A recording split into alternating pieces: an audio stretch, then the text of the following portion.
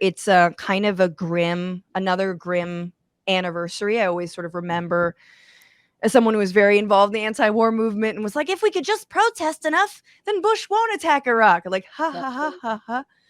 So Exactly. here we are again, 19 years since the invasion of Iraq. And, your organization has done what I think the work that I think sadly has been left to a lot of Muslim Americans, which is protecting a community that has ever since 9/11, I mean before, but since 9/11 been vilified, um, spied upon, and torn apart, and demonized in so many ways.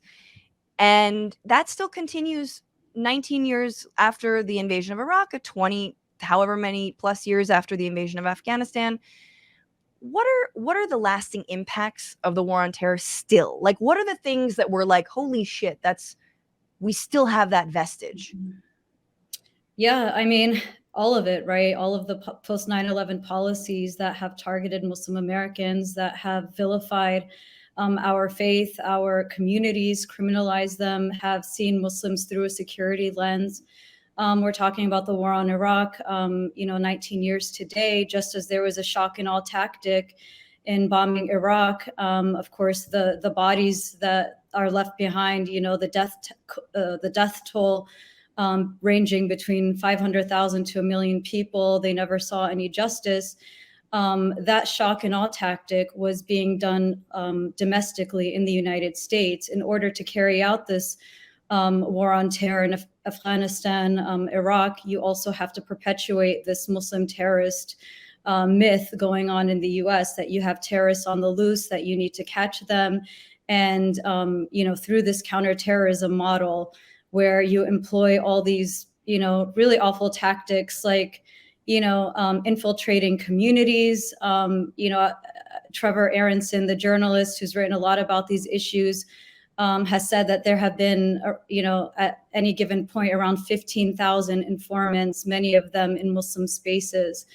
And so after 9/11, the US essentially created the separate justice system for Muslims, passing the Patriot Act, and raiding charities, mosques, arresting high-profile Muslim leaders, and really creating the sense of fear among the community, to not speak out, to not engage politically on certain issues, to not, express dissent even on these atrocious foreign policy issues that have contributed to the oppression and death of, untold numbers of innocent people.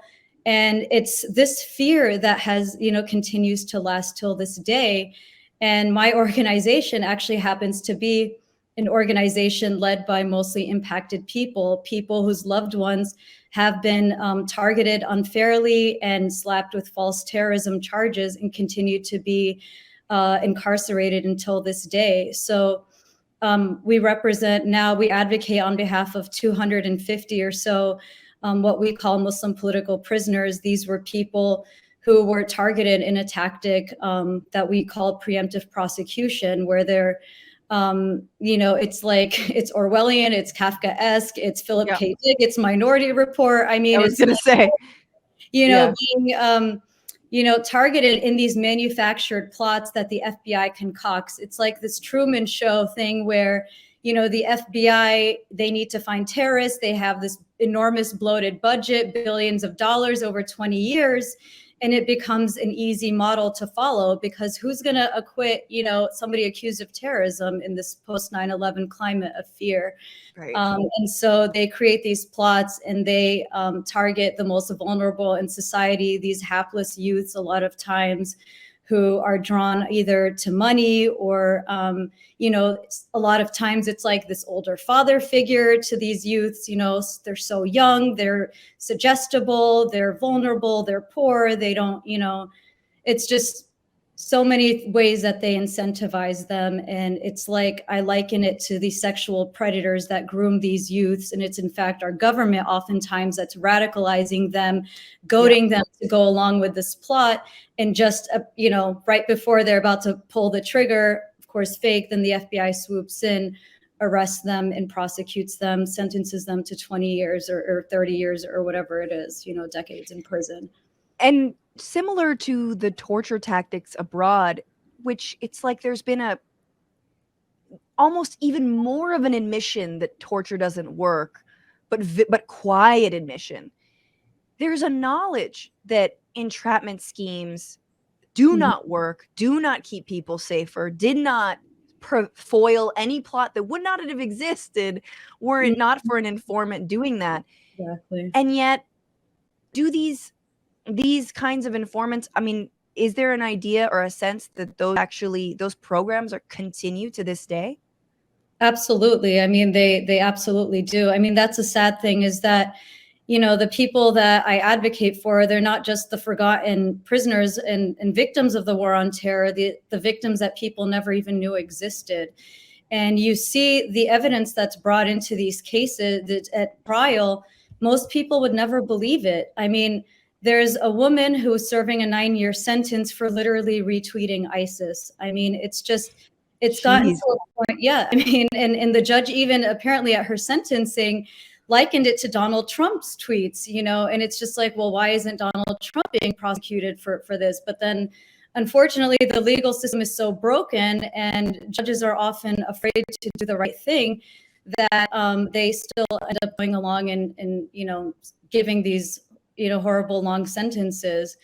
But no, it doesn't work, because the reality is that there isn't an actual terrorist threat. In my organization, our legal team authored a report called Inventing Terrorists. And out of 1,300 national security cases after 9/11, they found that over 94% were based on preemptive prosecution, which is essentially prosecuting ideology. And Islam in itself was deemed as a dangerous ideology. So it goes to show you that there isn't really a threat that we need to follow. But, what we've learned over the past couple of years as BLM activism and more focus on funding the police, more, a critical look at our broken legal system, is that it's all about these prosecutions and convictions and not really about the truth. I mean, just, thank God for the film 13th that shows, the history of mass incarceration and, how this carceral state cares so much about locking people up over the truth. Yeah. Interestingly, I mean, we've pivoted to new ways to track people, but the House let the Patriot Act die in 2020. I'm like, I just assumed it was still going on, but it just kind of quietly again was like, well, what was the lesson? How many innocent people, right? How many people are still fighting their cases? And it's like, no, there's no atonement. I want to get into like just a little bit about maybe your quick thoughts on like, I think nowadays they're seeing, especially with the election of Representative Rashida Tlaib, Ilhan Omar, like seeing Muslims in elected office and in these high levels, and women, and Ilhan Omar wearing hijab, like it's, I mean, she gets so much hate, we know, but it is, as someone who I think, and obviously I can only imagine how you might feel, never had seen these people, seen Muslims in office before, it really feels like a sea change and a shift, and obviously representative of their own electorates too, and the community broadly. But what does that mean to you? What does it mean sort of politically, like that maybe we can turn this around and actually end the Islamophobia that has really poisoned our politics for so long? Right. I mean, unfortunately, I think I see Islamophobia alive and well, even in the coverage of Ukraine, in the way that, those refugees are deemed in a much more humane lens than refugees from Muslim countries. But with the election of Tlaib and Omar, I mean, of course, I've seen since Obama's, since he was a candidate and him being called, he's an Arab and he's a Muslim, and the whole birther movement and all of these ridiculous anti-Sharia bills that kept popping up in all these states, that we've come a little bit of away from those days.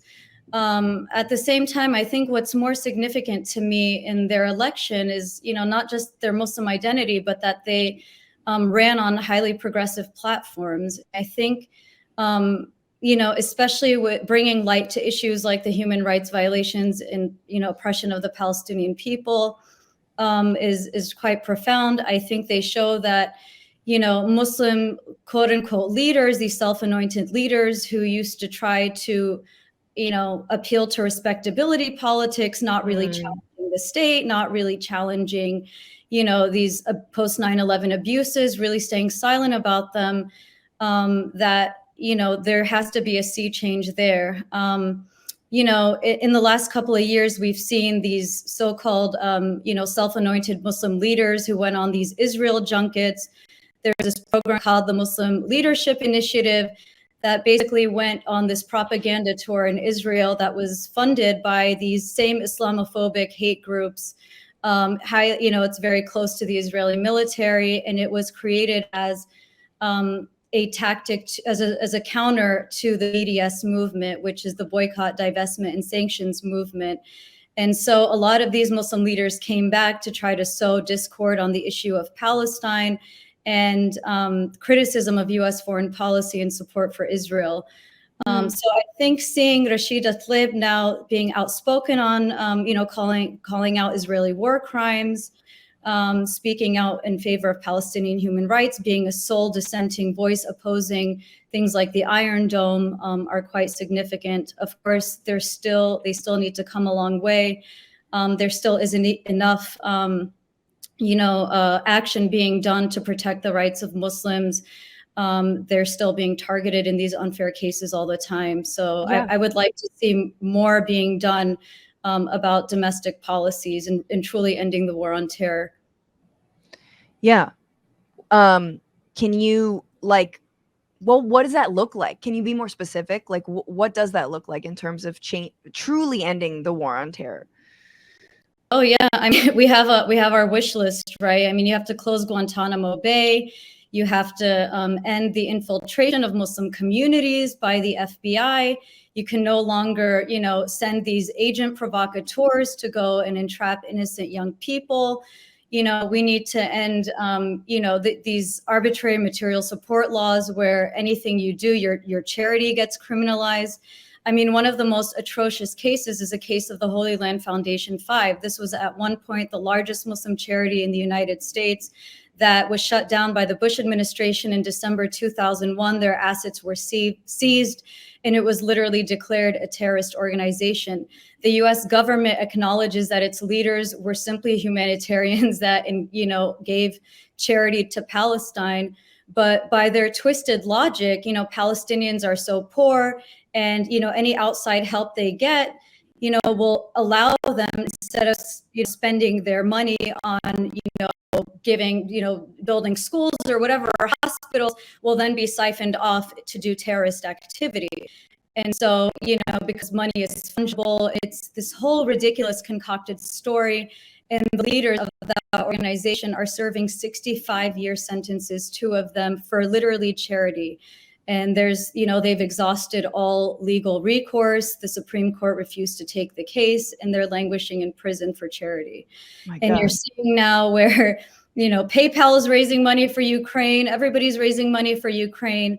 But God forbid Palestinians should have any, humanitarian aid. People who are literally, in a, fish in a barrel in Gaza, who are, 2 million people trapped, can't go anywhere in one of the poorest regions in the world. So. Right. Or if you say, I think if you say Iran in a Venmo transaction, right. You can't make that transaction. Exactly. But Matt Gaetz can say underage sex, and it's all good.